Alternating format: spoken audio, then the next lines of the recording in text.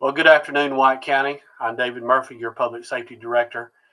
For the last couple of days, we've been monitoring Hurricane Helene and the effects that she may have on North Georgia. And we've been working today just putting together a plan to respond to anything that may happen. I want you to know that we are here for you. And if you need us, you please feel free to reach out and contact us. But I ask you to also prepare for the next couple of days for any kind of power outages and weather related things that may occur. So I'm going to ask that you be patient with us. We'll respond to you and get to you as quickly as we can.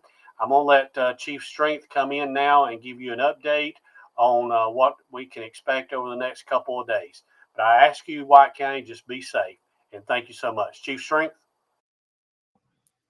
Well, thank you, Director Murphy. And Don Strengthen here with you on this Wednesday afternoon. And we want to talk to you a little bit about what we know about the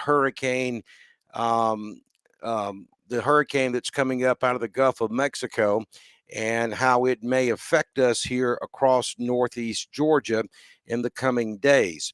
Helene will make it to Category 3, we believe, before making landfall somewhere along the Big Bend area. We've got a graphic for you that will show you here, the cone, and this will show you where we believe the hurricane will go and make landfall around 7 p.m. tomorrow night, somewhere around Carabel, Florida, or maybe just to the south, a little bit southwest of Tallahassee, Florida.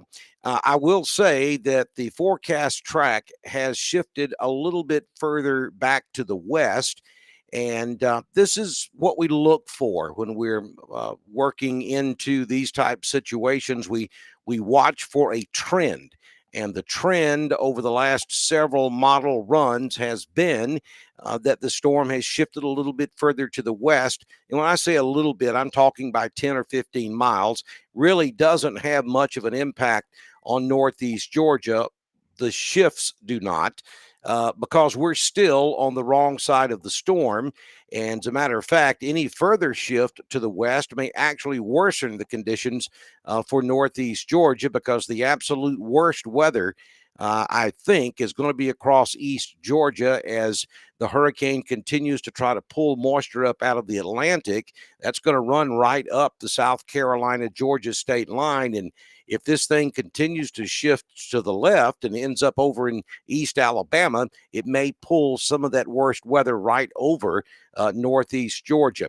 But nonetheless, and I'm using the words of the National Weather Service during their briefing that we attended this afternoon, this could very easily be an unprecedented event across the state of Georgia.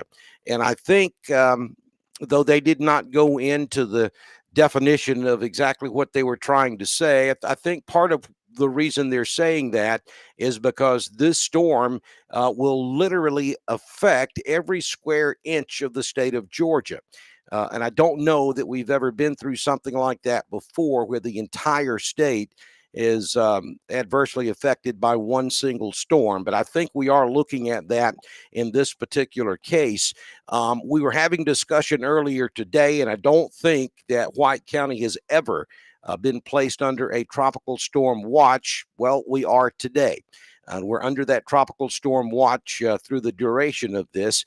And that means that tropical storm conditions are possible in White County once this thing gets underway. And that will be winds gusting 39 miles per hour up to 72, 73 mile per hour wind gust. Now, I believe that the height of this is going to be probably around or after midnight Thursday night, and continuing through mid-morning Friday, or perhaps noon-ish on Friday. I believe that will be the window of opportunity for the absolute worst. Now, is it going to be extremely bad that entire time? Probably not.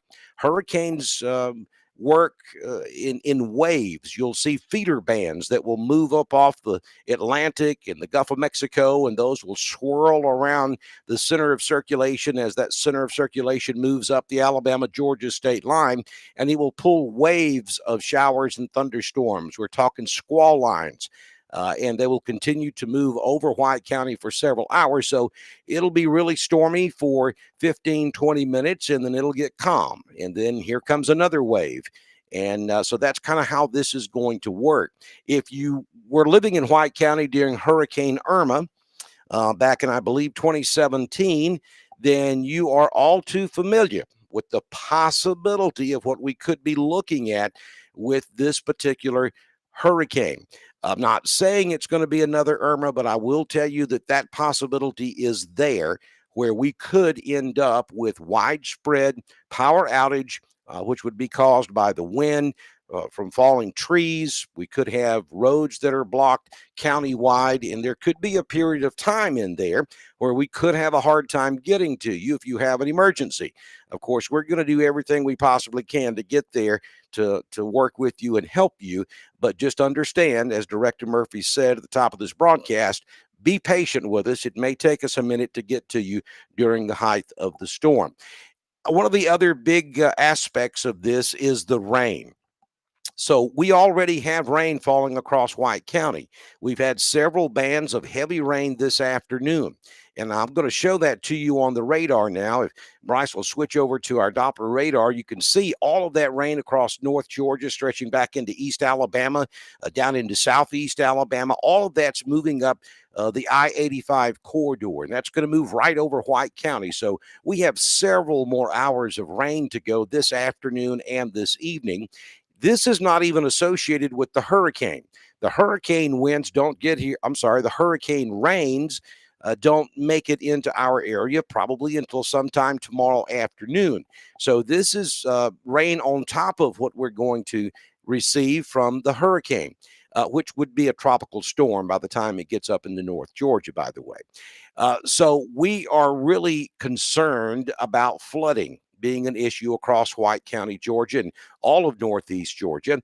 The Weather Service is telling us that 10 to 15 inches of rain is plausible across the region within a 48-hour period. So you can understand what the concern is about flooding. So we are under a flash flood watch. If you live in a flood-prone area of White County, you need to have a plan. You need to have a plan so that you can be weather aware, you understand what's going on around you, and you know when you need to get out of that area if the water starts to rise. So make sure you remain weather aware. Again, I think we certainly could see more rain tonight. We'll see rain off and on throughout the day on Thursday. But the height of this really doesn't get started until around midnight tomorrow night, Thursday night, and continues through noonish on Friday. Then I think we're pretty good after that. Maybe a few showers around Friday night. The weekends are looking pretty good right now, which will give us plenty of time to clean up if we do indeed receive a lot of tree and power line damage. The tornado threat is not tremendous, yet it's not zero either.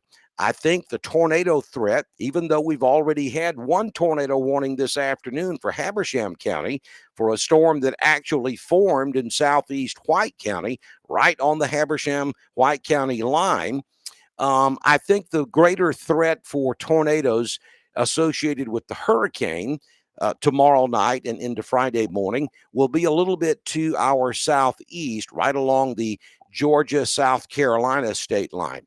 If that track, though, shifts further to the west into Alabama, it could pull that tornado threat closer to northeast Georgia. We have low pressure sitting over northwest Alabama. It's spinning counterclockwise. Low pressure coming up out of the Gulf of Mexico. That's the hurricane. It spins counterclockwise. So the Fujiwara effect is going to take place here, where the low pressure over northwest Alabama is going to start interacting with Helene and pull her back to the northwest. And it could drag some of those heavier storms back over White County if it pulls it a little further west than what we think is going to happen right now. So let me tell you that some things to be safe about here, because the at least the first half of this will be happening during the early morning hours of Friday morning. So make sure that when you go to bed tomorrow night, that even tonight, folks, this would be good advice for tonight, because there's an outside chance we could see some flooding and or strong storms this evening across White County as well. Make sure you unmute your phone when you go to bed. If you're like me, you have your phone set up to mute at a certain time so that you're not disturbed during the night.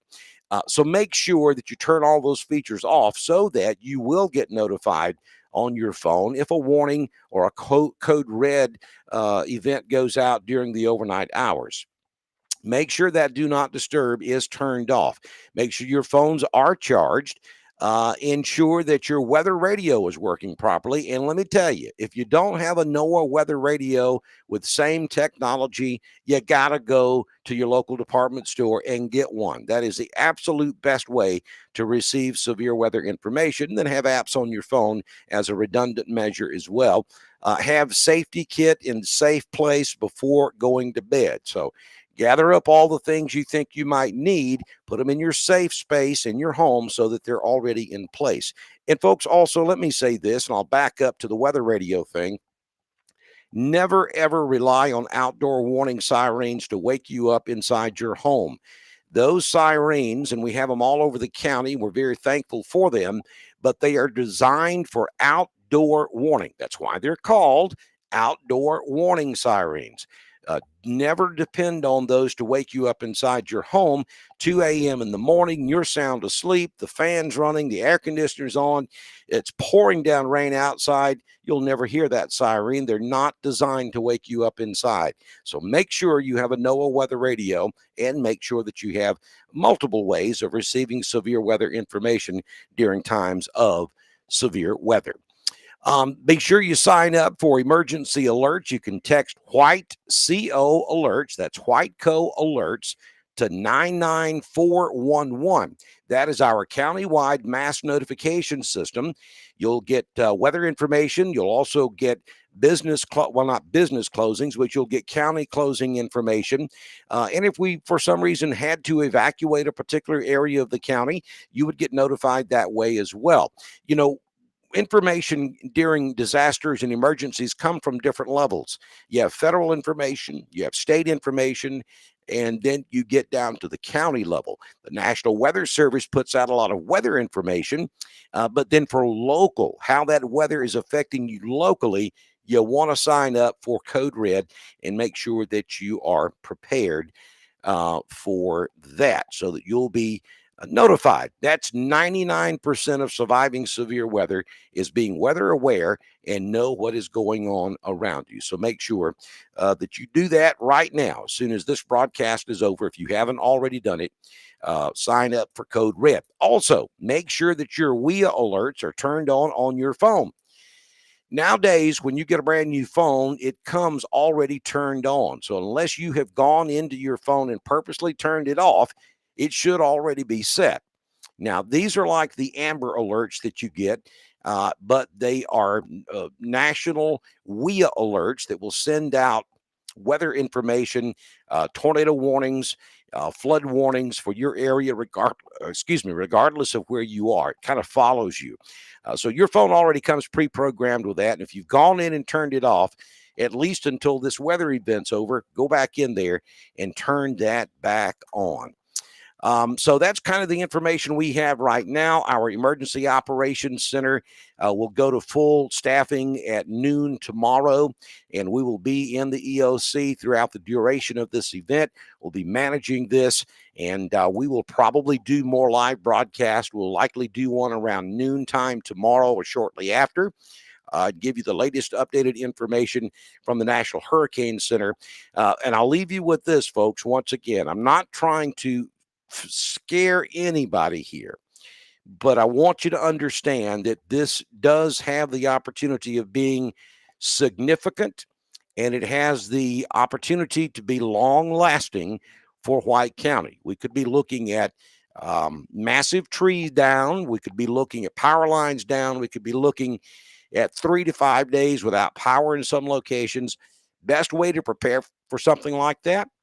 What would you take with you if you go primitive camping? You're going primitive tent camping in the mountains of North Georgia. A lot of us up here in the mountains do that quite often. Just think about what you would take with you if you were going in the woods with no electricity, no running water, for 3 to 5 days. Anything you would take with you on a trip like that is what you need to have with you now to get through this storm system.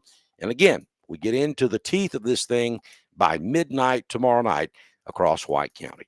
Thank you for joining us this afternoon, and we'll be back in here with you tomorrow for more information from White County Public Safety.